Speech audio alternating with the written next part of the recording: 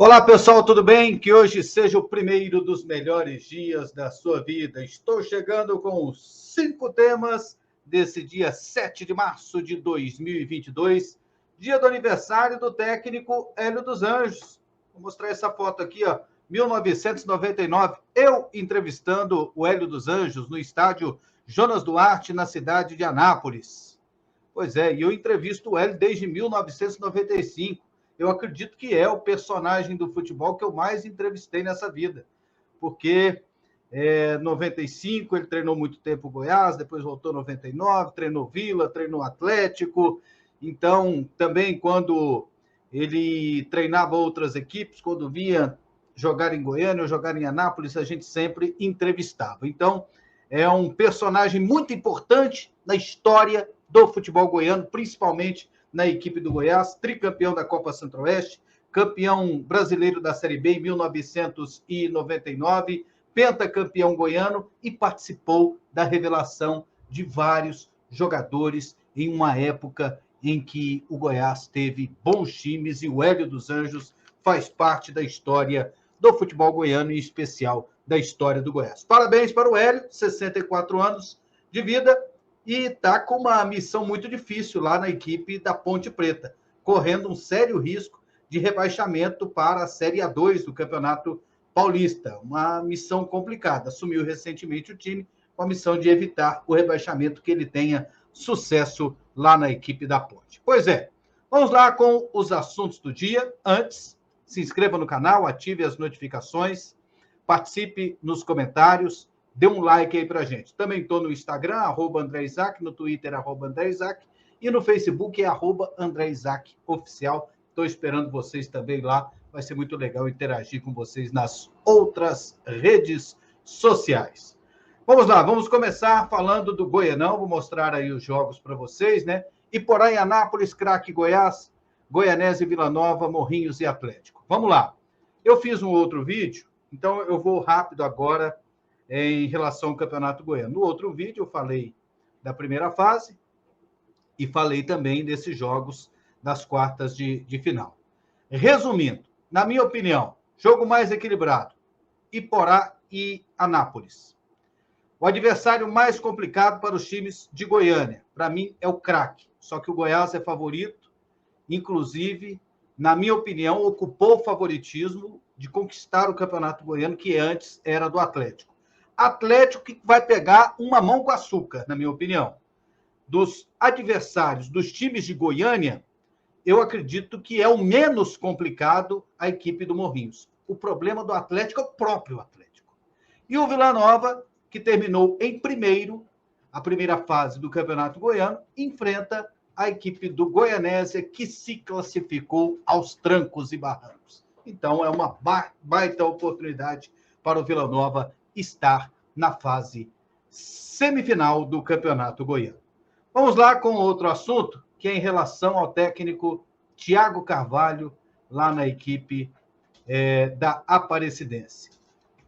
Depois da desclassificação, a Aparecidense tem que trocar de treinador? Gente, na minha opinião, não tem que trocar de treinador. Foram apenas 10 jogos nessa temporada e o trabalho ele tem que ser avaliado num todo. O Thiago Carvalho, ele assumiu em 2020 e disputou o Campeonato Brasileiro da Série D e quase subiu. E a gente sabe que a Aparecidense, historicamente, reduz o investimento para a Série D. Esse ano para a Série C vai ser diferente. Mas nos anos anteriores, se o investimento era 4x, por exemplo, para a Série D era 1x, em relação ao Campeonato Goiano. Então, o próprio presidente Elvis Mendes disse, por exemplo, que na última edição da Série D, o orçamento dele estava extremamente reduzido. Então, eles tiveram que usar a criatividade, jogadores jovens, reformular a equipe, pouco investimento, e o rapaz quase subiu em um ano e foi campeão da Série D no outro. Isso precisa ser reconhecido. E no Campeonato Goiano do ano passado foi semifinalista. Agora as coisas não deram certo. E se tem alguma coisa que tem que fazer reformulação na Aparecidense, tem que ser no elenco. Na minha opinião, não tem que ser na comissão técnica. Olha só, gente, e o técnico Abel Ferreira, da equipe do Palmeiras, ele fez um desabafo e falou da sua preocupação em relação à violência no futebol brasileiro. Olha só. Levam-nas o vento e isso a mim preocupa-me muito. A segurança preocupa-me muito. E quando eu entrei aqui, e ontem tinha visto as imagens que vi no México, e me dizem que se passa a mesma coisa, ou está-se a passar a mesma coisa no futebol brasileiro, eu vou ter que pensar muito bem naquilo que quero para mim, para a minha família e para os meus jogadores. E eu preciso de me sentir seguro, e para eu sentir seguro, os organismos que têm essa responsabilidade, seja o Ministério Público, seja quem organiza os estaduais ou a CBF, tem que dar a cara, tem que dar um passo em frente e tomar medidas. E não podemos deixar e fazer de conta que não se passa nada. E não sou eu o primeiro a dizer, eu estou a falar, já jogadores de outros clubes falaram, meus e jogadores de clubes rivais, e eu posso ser grande rival, mas ter o respeito pela vida humana, porque no futebol não vale tudo.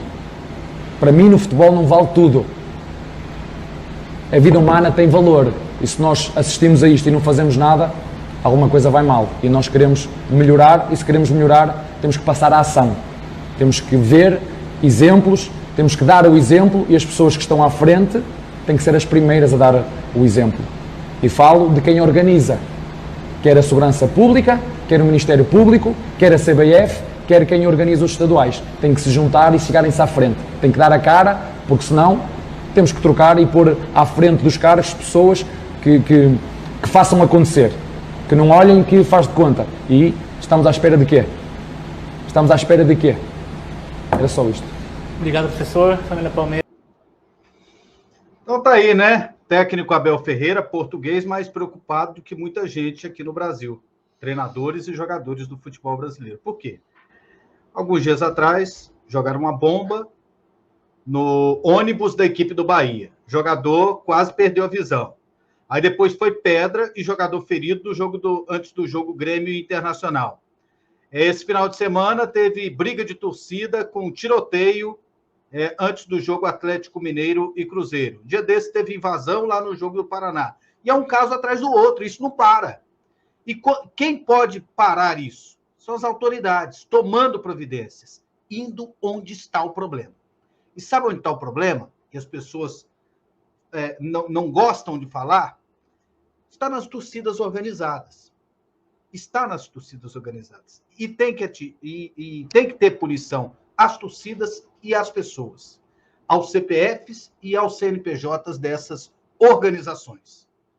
Porque se houver a punição, vai ter o exemplo e as pessoas vão ter o receio de fazer para não ser punidas. Isso é simples. Então tem que tomar uma providência para ontem, e está certo, o Abel Ferreira, ele está de parabéns por ter feito essa reclamação.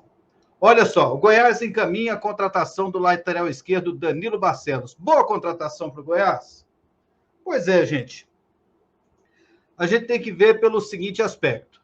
É melhor do que os que o Goiás tem? Eu acredito que sim. É melhor do que o Arthur, é melhor do que o Hugo. É o ideal? Talvez não seja. Mas é o que o Goiás está dando conta de contratar.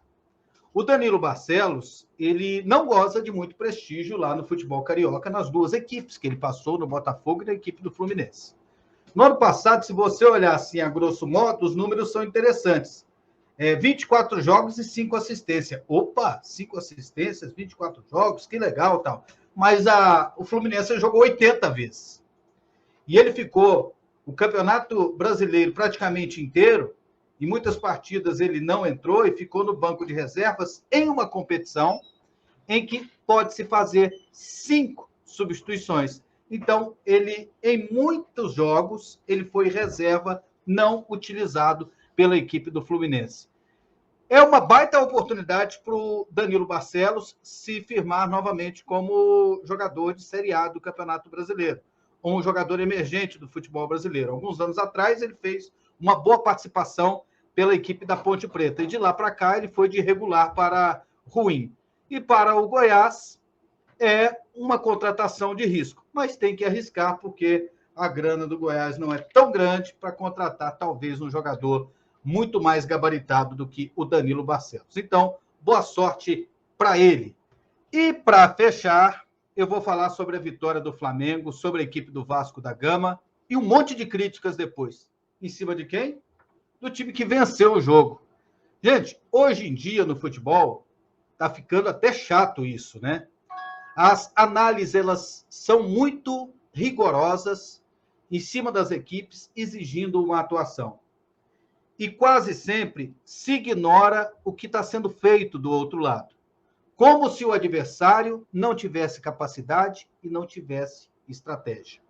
É preciso ter muito cuidado, porque as coisas não são feitas num passe de mágica.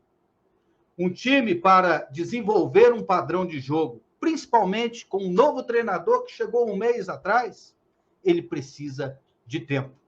E tempo no futebol brasileiro para treinar é que os treinadores não têm. Aqui se joga praticamente de 3 em 3 dias. Se joga 2 vezes por semana. Para se ter uma ideia, para se preparar para um jogo, um treino, um dia de concentração, jogo, descanso, treino. Se treina praticamente para valer 2 vezes por semana. É o suficiente para ensaiar jogadas, para preparar um esquema de jogo? Os treinadores, eles têm que ir preparando a equipe e ajustando de acordo com os jogos. E isso não é fácil. Olha, eu gosto sempre de dar esse exemplo. O Pep Guardiola chegou no Manchester City. Hoje ele está ganhando tudo. Ganha tudo, todo ano. Direto está ganhando títulos. No primeiro ano ele não conquistou nada. O Jürgen Klopp, lá na equipe do Liverpool, ele demorou 3 anos para começar a ganhar alguma coisa. E lá ficaram cobrando dele atuação, boas atuações, espetáculos nos jogos? Não, porque lá a cultura é outra. Então aqui nós estamos entrando numa cultura de muita cobrança, sem olhar as outras condições ao redor do futebol. Tá certo, pessoal? Esses foram os 5 temas de hoje. Se inscrevam no canal, ativem as notificações, participem nos comentários. Muito obrigado pela audiência.